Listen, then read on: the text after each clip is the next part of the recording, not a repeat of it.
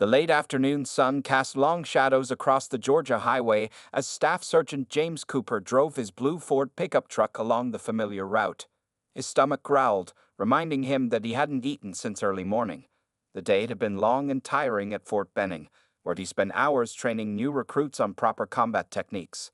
These young soldiers reminded him of himself 15 years ago, eager but inexperienced, full of energy but needing guidance. The sight of Rick's Roadside BBQ's neon sign glowing in the distance brought a small smile to his face. The restaurant had been his favorite spot for the past 5 years, ever since he got stationed at Fort Benning. It wasn't fancy, just a simple wooden building with a large smoker out back that filled the air with the sweet smell of hickory and perfectly cooked meat. Cooper pulled into the gravel parking lot, his truck crunching over the small stones. There weren't many cars around at this hour, just a few regular customers' vehicles he recognized and Rick's old red pickup that never seemed to leave the property. The familiar creak of the screen door welcomed him as he stepped inside, still wearing his camouflage fatigues from the day's training. "Evening, Coop." Rick's voice boomed from behind the counter. The owner was a big man with a gray beard and kind eyes, always wearing his Kiss the Cook apron that his wife had given him years ago. "The usual?" Cooper nodded, walking to his regular spot, a corner table that gave him a clear view of both the entrance and the back door.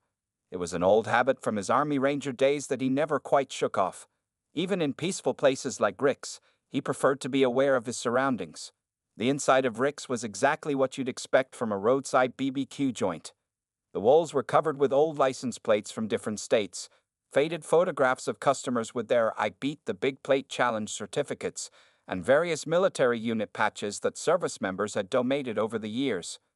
Cooper spotted his own unit patch among them, given to Rick 3 years ago as a thank you for all the free meals he provided to soldiers. Sarah, Rick's teenage daughter who worked part-time as a waitress, brought over his sweet tea in a large mason jar. She was a good kid, saving up for college and always ready with a friendly smile. "Dad's trying something new with the sauce today," she told him, setting down the drink. He added a little honey to the recipe. "Says it might change your life." She grinned, knowing Cooper was particular about his BBQ sauce. The restaurant's screen door squeaked again as an elderly couple walked in, regulars whom Cooper recognized from previous visits. They gave him a respectful nod. Everyone in these parts knew to respect a soldier before taking their usual booth near the window. The peaceful atmosphere of Rick's was one of the main reasons Cooper kept coming back. After long days of training, yelling instructions, and maintaining strict discipline, it was nice to sit in a place where he could just be himself. The smell of smoked meat filled the air as Rick worked his magic in the kitchen. Country music played softly from the old jukebox in the corner, some Johnny Cash song about walking the line. Cooper took a long sip of his sweet tea, feeling the day's tension start to ease from his shoulders. He thought about his plans for the weekend, looking forward to taking his nephew fishing at the lake. The boy had never caught a fish before, and Cooper had promised to teach him everything he knew. Sarah returned with a plate piled high with pulled pork, baked beans, and coleslaw. The meat was perfectly smoked, with just the right amount of bark around the edges, Rick's specialty. Cooper noticed the extra helping of beans on his plate and smiled, knowing Rick always gave soldiers a little extra. It was gestures like these that made small-town Georgia feel like home, even for someone who'd spent most of his adult life moving from one military post to another. The evening sun continued its descent, casting an orange glow through the restaurant's windows. A few more customers trickled in, the dinner rush still an hour or so away. Cooper cut into his meat, savoring the first bite and testing out Rick's new honey-infused sauce. It was good, really good, though he'd never admit it to Rick right away. Some things were worth keeping as playful secrets between friends. Little did Cooper know that this peaceful evening was about to take an unexpected turn.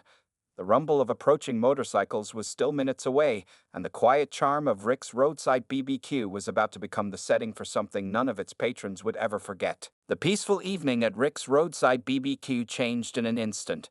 First came the sound, a deep, rumbling growl of motorcycle engines that grew louder with each passing second.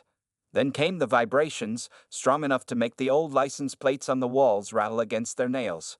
Cooper paused mid-bite, his military instincts automatically assessing the situation before any real threat had even appeared. Through the restaurant's front windows, 5 motorcycles pulled into the gravel parking lot, kicking up dust clouds in the setting sun. They weren't the usual weekend riders or veterans groups that sometimes stopped at Rick's. These bikes were loud, custom-painted machines covered in chrome, their riders wearing leather vests decorated with patches that marked them as members of the Steel Wolves motorcycle gang. The leader of the group, a man who stood well over 6 feet tall, switched off his bike's engine last. The sudden quiet felt heavy in the air. His arms were covered in tattoos that disappeared beneath a leather vest, showing his rank as president of the Steel Wolves. A long, jagged scar ran down the left side of his face, earning him the nickname Razor among his fellow riders. His real name, though nobody used it anymore, was Frank Mitchell. The other customers in Rick's grew quiet, conversations dying mid-sentence as the bikers made their way to the entrance. Parents pulled their children closer, and an elderly couple near the window carefully avoided making eye contact. Sarah, who had been refilling coffee cups, quickly moved behind the counter where her father stood watching, his usual friendly smile replaced with a look of concern. Razor entered first, ducking his head slightly to clear the doorframe. Behind him came 4 other gang members, a skinny man with a long beard they called Needle, twin brothers with matching skull tattoos known as Ghost and Demon, and a muscular woman with bright red hair who went by Viper. The smell of leather, cigarettes, and motorcycle exhaust followed them inside, mixing oddly with the sweet scent of barbecue. Cooper continued eating his meal, but his awareness had shifted. Without moving his head, his eyes tracked the bikers' movements, noting their positions, their way of walking, and most importantly, the way they scanned the room looking for potential trouble. It was something he'd learned in combat, knowing how to spot people who were looking for a fight. Well, Razor's voice carried across the restaurant as his eyes landed on Cooper's uniform. Look what we got here, boys, one of Uncle Sam's toy soldiers. He nudged Needle with his elbow, both men smirking as if sharing a private joke. The bikers made their way to the counter, their heavy boots thudding against the wooden floor. They took their time looking at the menu board, making comments just loud enough for everyone to hear. Hope the food here is better than that slop they serve you in the army, Ghost called out, looking directly at Cooper.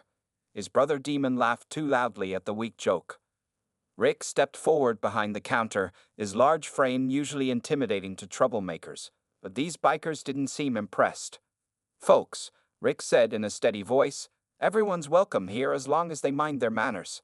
It was both a greeting and a warning, carefully balanced to avoid starting trouble while making it clear he wouldn't tolerate any.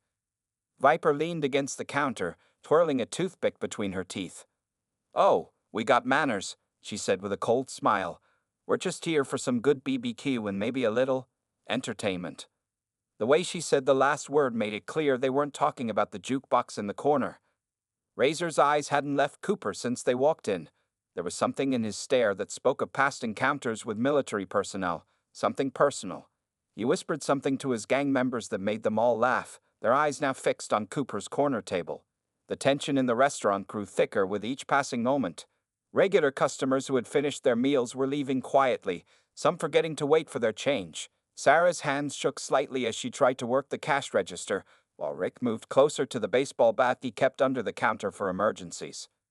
Cooper took another bite of his pulled pork, appearing completely unbothered by the attention. But beneath his calm exterior, his mind was already running through scenarios, planning moves and counter-moves, just as he'd been trained to do. The bikers didn't know it yet, but they had just walked into the wrong restaurant and picked the wrong soldier to harass. The Steel Wolves didn't waste any time starting trouble. After ordering their food with more attitude than necessary, they dragged chairs across the wooden floor, making a horrible screeching noise that made everyone wince. They set up their table right next to Cooper's, even though there were plenty of empty spots in the restaurant. Hey, soldier boy, Razor called out, turning his chair backward and straddling it. Don't they teach you manners in the army? When someone bigger comes in, you're supposed to give up the good spot. His gang members snickered, spreading out around their table in a way that blocked the clear path to the exit. Cooper took another bite of his meal, chewing slowly and deliberately. He dealt with plenty of bullies during his 15 years of service, both in and out of uniform. The best response, he'd learned, was often no response at all. This seemed to irritate Razor even more. Sarah approached their table nervously, holding a tray of drinks. Her hands were shaking slightly, making the glasses clink together. As she set down the bikers' drinks, Needle stuck out his boot deliberately. Sarah stumbled but managed to catch herself. Only one drink spilled, directly onto Viper's leather vest. "You stupid little—" Viper jumped up, her chair falling backward. The red-haired biker grabbed Sarah's arm roughly. "Look what you did to my vest!" Rick's voice boomed from behind the counter. "Take your hands off my daughter." He was already moving around the counter, his face red with anger. Cooper noticed Rick's hand drift toward his back pocket, where he probably kept a small pepper spray for emergencies. Or what, old man? Ghost and Demon stood up together, creating a wall between Rick and his daughter. The twin brothers cracked their knuckles in unison, trying to look intimidating. The few remaining customers in the restaurant were now quickly gathering their things, some leaving money on their tables as they hurried toward the exit. Cooper set down his fork carefully. He watched as a tear rolled down Sarah's cheek, though the brave girl was trying hard not to cry. Without raising his voice, he spoke for the first time since the bikers had entered. "The lady didn't mean to spill your drink. Let her go." The calmness in his voice seemed to catch everyone off guard. Viper's grip on Sarah's arm loosened just enough for the girl to pull free and run behind the counter to her father.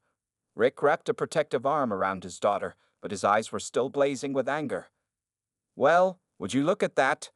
Razor stood up slowly, his full height making him tower over Cooper's seated form. The soldier finally found his voice. "What are you going to do about it, tough guy? There's 5 of us and 1 of you." Cooper took a sip of his sweet tea, his movements unhurried. "I'm going to finish my meal," he said simply. "And you folks are going to sit down and enjoy your BBQ when it comes, or you can leave. Those are your choices." This calm response seemed to enrage Razor even more. He grabbed his still full glass of beer and held it over Cooper's plate. "Maybe I'll help you finish faster," he sneered, starting to tip the glass. The beer never reached Cooper's food. Without seeming to move more than a few inches, Cooper's hand shot out and caught Razor's wrist in a grip that made the big man's eyes widen in surprise.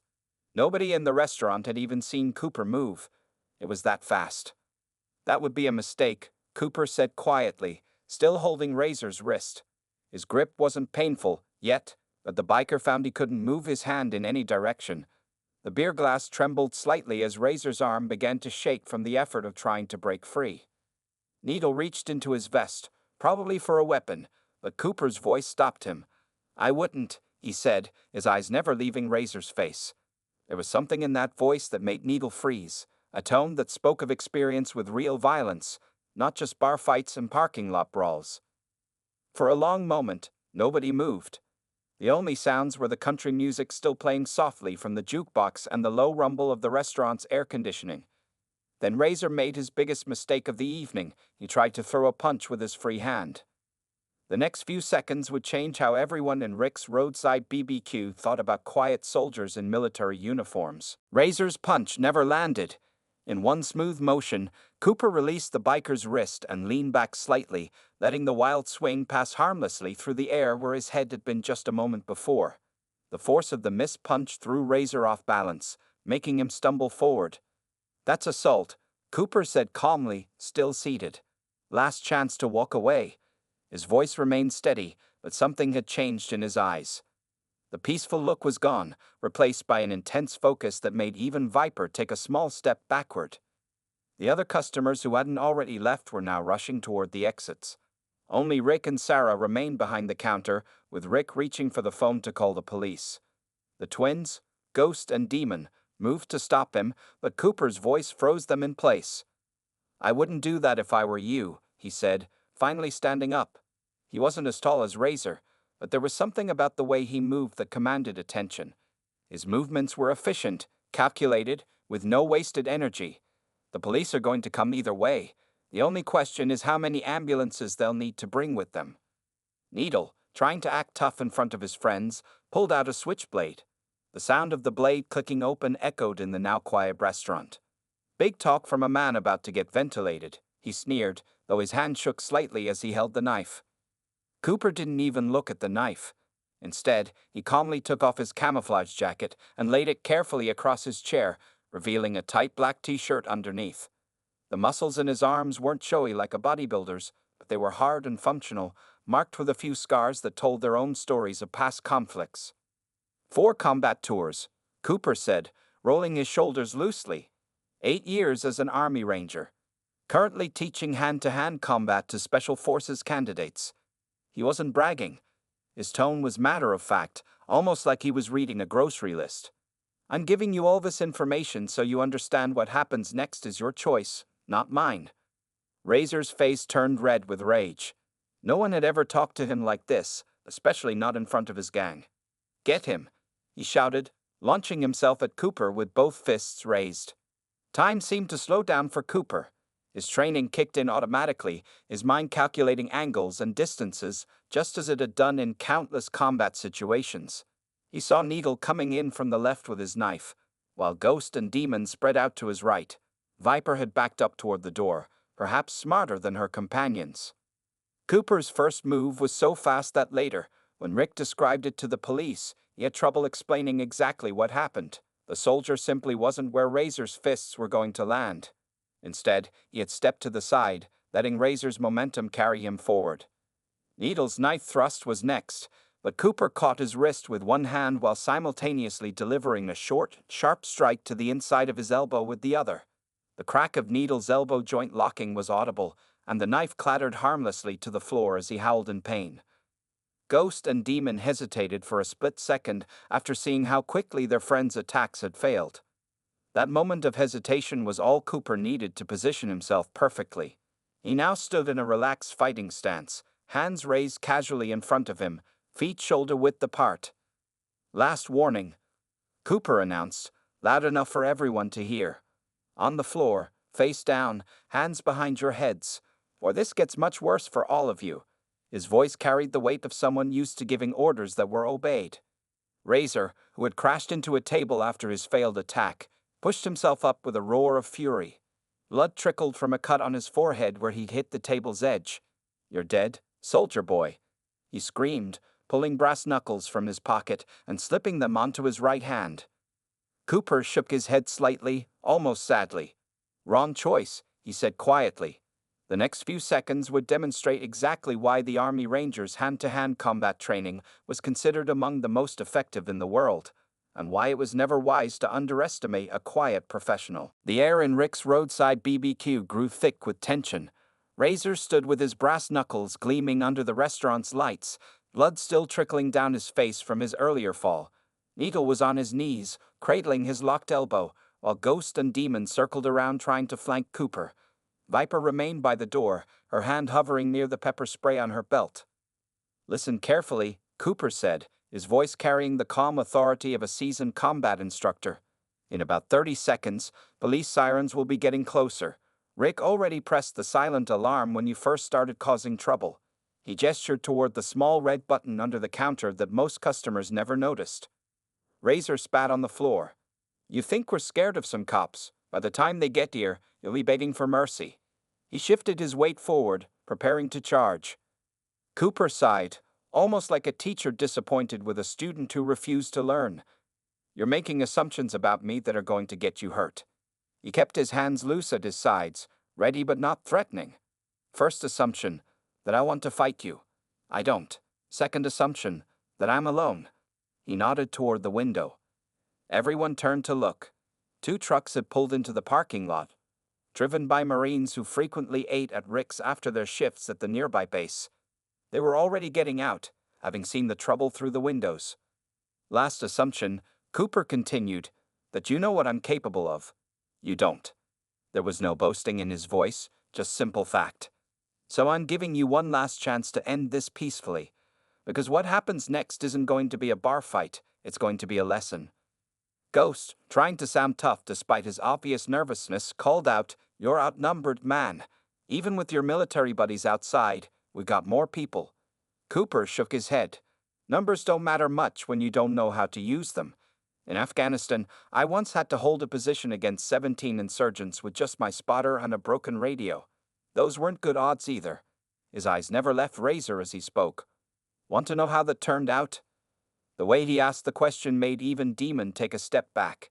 There was something in Cooper's voice that spoke of experiences far beyond street fights and barroom brawls. Experiences that had taught him the real meaning of combat. Razor, however, was too angry to listen to reason. Enough talking, he shouted, raising his brass-knuckled fist. "Let's see how tough you really are, soldier boy." "Okay then," Cooper said quietly, "but remember, you chose this." His stance shifted slightly, almost imperceptibly. To an untrained eye, he barely seemed to move. But Rick, who had seen plenty of fighters in his restaurant over the years, noticed something different about Cooper's positioning. The soldier wasn't preparing to defend himself, he was preparing to end the fight. Viper noticed it too. "Razor, wait," she called out, finally recognizing the danger they were in. "This guy's not playing around." But Razor was beyond listening. With a roar of rage, he launched himself forward, brass knuckles aimed at Cooper's face.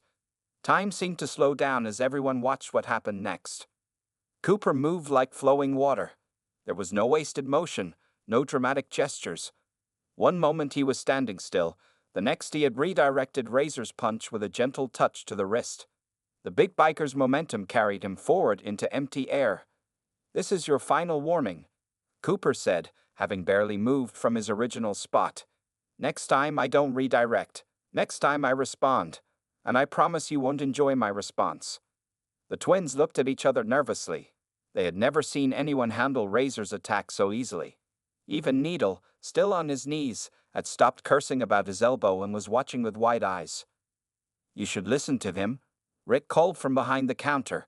"I've seen plenty of tough guys come through here, but this man's different. He's trying to give you an out. I suggest you take it."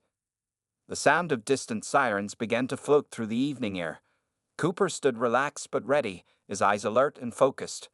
The next few moments would determine whether the bikers would make the smart choice and leave, or the painful choice and stay. Unfortunately for the Steel Wolves, Razor's pride wouldn't let him back down. With a bellow of fury, he rushed forward again, this time joined by Ghost and Demon. They were about to learn why Cooper's hand-to-hand combat class at Fort Benning had the highest success rate in the entire U.S. Army. What happened next was like watching a dance, but one where only Cooper knew the steps. As Razor charged forward with his brass knuckles, Ghost and Demon spread out to attack from different angles. They thought they had the perfect plan. They were wrong. Cooper moved with the smooth precision of someone who had trained for thousands of hours. He stepped forward, not back as the bikers expected, and met Razor's charge. Before the big biker could swing his brass knuckles, Cooper's left hand shot out in a straight punch, striking Razor's solar plexus. The blow wasn't dramatic or showy, but its effect was instant. All the air rushed out of Razor's lungs, and he folded forward, gasping. Ghost reached Cooper next, throwing a wild haymaker punch. Cooper ducked under it effortlessly, like a man avoiding rain. In one fluid motion, he grabbed Ghost's extended arm and used the biker's own momentum to throw him. Ghost flew through the air, crashing into an empty table with a loud crack of breaking wood. Demon, seeing his twin brother go down, let out an angry roar and pulled out a chain from his belt. He swung it in a wide arc, trying to catch Cooper off guard. But Cooper had dealt with weapons far deadlier than chains in combat. He stepped inside Demon's swing, where the chain was useless, and delivered 3 rapid strikes. One to the kidney, one to the throat, and one to the knee. Demon dropped like a stone, the chain clattering uselessly to the floor. Needle, still favoring his locked elbow, pulled out another knife with his good hand. He tried to sneak up behind Cooper while the soldier was dealing with Demon. It was a mistake. Without even looking back, Cooper sensed the approach. He'd spent years training to fight multiple opponents in the darkness of Afghanistan. A knife attack from behind in a well-lit restaurant was child's play in comparison. Cooper spun around, catching Needle's knife hand in a grip that made the biker's fingers open involuntarily. The knife fell, but before it could hit the ground, Cooper kicked it away, sending it sliding under a distant table. In the same motion, he twisted Needle's arm, using a joint lock that had been perfected by military combat instructors over decades. Needle let out a high-pitched scream as he found himself face down on the floor, his arm bent at an angle that convinced him not to move. Viper, showing more intelligence than her companions, raised her hands and backed away toward the door. "I'm out," she said, turning to leave. "This is not what I signed up for." But Razor wasn't finished. Despite still gasping for air, he stumbled to his feet and pulled out something that changed the situation instantly, a small revolver. Rick shouted a warning from behind the counter, and Sarah let out a frightened scream. Cooper's reaction was instantaneous. He moved faster than anyone thought possible, closing the distance between himself and Razor before the biker could raise the gun properly. His right hand clamped down on the gun, fingers wrapping around the cylinder so it couldn't rotate. His left hand struck Razor's wrist at a precise point, hitting a nerve cluster that made the biker's fingers open reflexively. The gun clattered to the floor, but Cooper wasn't done. He twisted Razor's arm behind his back and drove him face first into the wall, pinning him there with a hold that the Army Rangers used to subdue much more dangerous enemies than angry bikers. "That was very stupid," Cooper said quietly, increasing the pressure just enough to make Razor groan in pain. Bringing a gun into this situation just changed everything. Now, instead of simple assault, you're looking at felony charges. The whole fight had lasted less than 30 seconds. Ghost was moaning among the broken table pieces.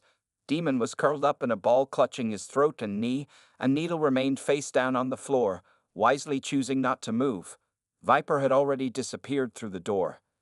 The sound of police sirens was very close now. Cooper held Razor firmly against the wall, but his breathing was calm and steady. He hadn't even broken a sweat. Looking over his shoulder at Rick, he said, "Sorry about the mess. I'll help clean up once the police are done." Rick, still staring in amazement at how quickly and efficiently Cooper had handled 5 attackers, just shook his head. "Son," he said with a touch of awe in his voice, "you'll never have to pay for a meal in this restaurant again." The red and blue lights of police cars began flashing through the windows, illuminating the scene of Cooper's decisive victory. The evening's excitement was almost over, but the story of what happened at Rick's Roadside BBQ was just beginning to spread. Red and blue lights flashed through the windows of Rick's Roadside BBQ as 3 police cars pulled into the parking lot. Officer Mike Watson, a regular customer at Rick's, was the first through the door. He took in the scene with practiced eyes. Broken furniture scattered across the floor, 4 bikers in various states of defeat, and Staff Sergeant Cooper calmly holding the largest one against the wall.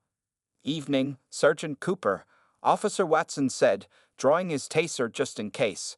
"Looks like you've had an exciting dinner." 2 more officers entered behind him, hands on their weapons as they surveyed the situation. "Evening, officer," Cooper replied politely, not loosening his hold on Razor. "These gentlemen decided to cause some trouble. The one I'm holding pulled a gun." He nodded toward the revolver on the floor, which one of the officers quickly secured in an evidence bag. The other police officers began handcuffing the bikers. Ghost was still trying to get up from the broken table pieces, while Demon remained curled up on the floor, breathing heavily.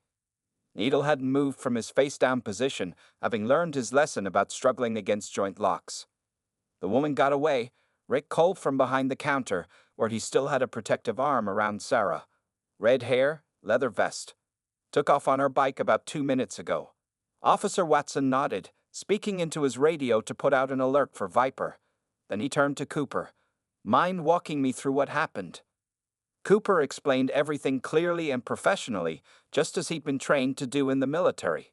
He described how the bikers had harassed Sarah, threatened Rick, and escalated the situation despite multiple warnings.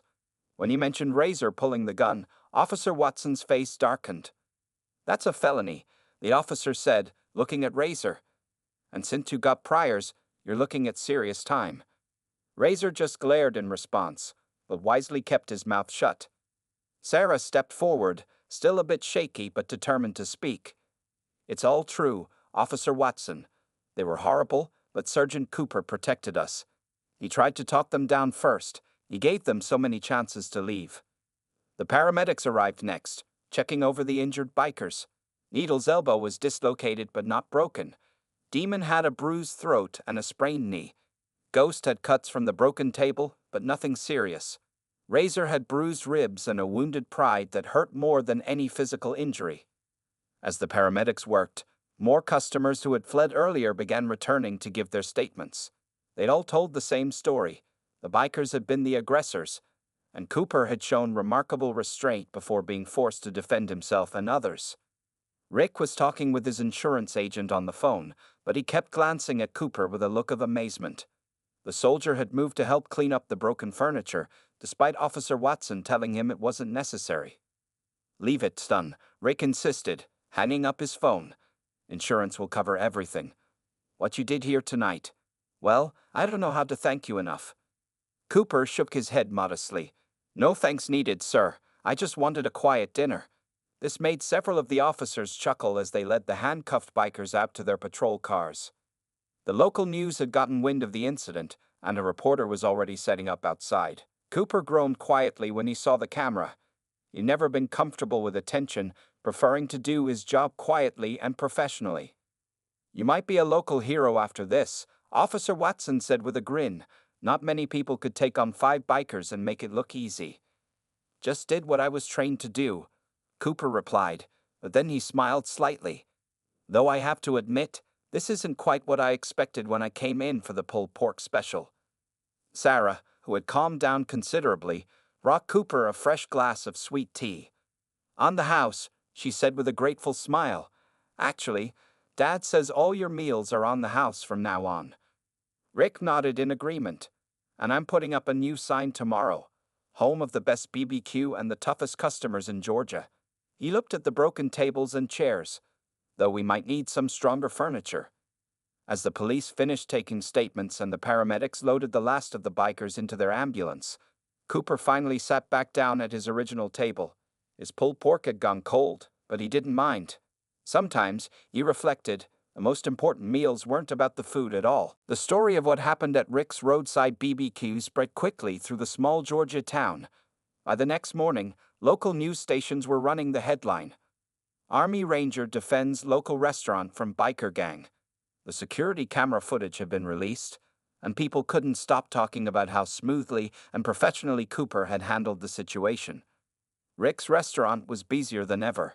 People came from neighboring towns just to sit at what they now called the Cooper table, the corner spot where the incident had happened. Rick had framed Cooper's unit patch and hung it right above the table, along with a small plaque that read, "Reserved for real heroes." A week after the incident, Cooper walked into Rick's for his usual dinner. He tried to slip in quietly, but the other customers noticed him right away. Some nodded respectfully, while others smiled and waved. A few veterans stood up and saluted, which made Cooper slightly embarrassed, but he returned each salute properly. "There's our hero," Rick called out from behind the counter. The restaurant owner had become something of a local celebrity himself, telling the story to anyone who would listen. He even added a new item to the menu, the Ranger Special, which was Cooper's usual order of pulled pork with extra baked beans. Sarah bounced over to Cooper's table with his sweet tea already in hand. The teenager had recovered well from the scary experience, and her father said she'd grown more confident since that night. She was even considering joining the military after high school. "Guess what, Sergeant Cooper?" Sarah said excitedly as she set down his drink. "The police called Dad this morning. They found the red-haired lady, Viper. She turned herself in and is testifying against the others." Cooper nodded, pleased to hear this. He'd learned that Razor and his gang had been causing trouble all across 3 states. The incident at Rick's had finally given law enforcement what they needed to put them away for a long time. "That's good news," Cooper replied. "How are you holding up?" He asked this every time he came in, genuine concern in his voice. "Much better," Sarah smiled. "I started taking self-defense classes at the community center. The instructor said I'm a natural." She demonstrated a basic blocking stance, making Cooper grin. Rick came over with Cooper's food. He'd always insisted on serving the soldier personally now. "Did you hear about the Steel Wolves?" he asked, setting down a plate piled high with BBQ. "The whole gang's falling apart. Turns out a lot of their members were just waiting for an excuse to leave. Nobody wanted to be part of a group that got taken down by one man." Cooper shook his head modestly. "I was just in the right place at the right time," he said, but Rick wouldn't have it. "Right place, right time, and right training," Rick insisted. "The police said they've never seen cleaner takedowns. They're using the security footage to train their new officers now." As Cooper ate his meal, he noticed a group of young soldiers from Fort Benning at a nearby table. They were trying not to stare but kept glancing his way. Finally, one of them gathered up the courage to approach. "Excuse me, Sergeant," the young soldier said nervously. "We're in training at the base and, well, everyone's talking about what you did here. We were wondering if you could give us some advice." Cooper looked at the young soldiers and saw himself from years ago, eager to learn, wanting to serve with honor. He gestured for them to pull up chairs. The most important weapon you have isn't your fists or your firearm, he told them, his voice taking on the tone he used when teaching combat classes. It's your mind. Always try to de-escalate first. Violence should be your last resort, but when you have to use it decisively. The young soldiers listened intently, hanging on every word. Even some regular customers had gone quiet to hear Cooper's advice. Rick watched from behind the counter, smiling proudly. His restaurant had become more than just a place to eat. It was now a gathering spot where soldiers young and old came to share stories and learn from each other. The incident with the bikers had changed things, but for the better. As the evening sun cast long shadows through the windows, Cooper finished his meal and stood to leave. The young soldiers jumped up to attention, but Cooper waved them back to their seats with a smile. Remember, he said as he headed for the door, being a warrior isn't about looking for fights. It's about being prepared to protect others when there's no other choice. Those words would be added to Rick's wall the next day, right next to Cooper's unit patch, serving as a reminder that true strength isn't about intimidation. It's about protection, restraint, and doing what's right when others need help.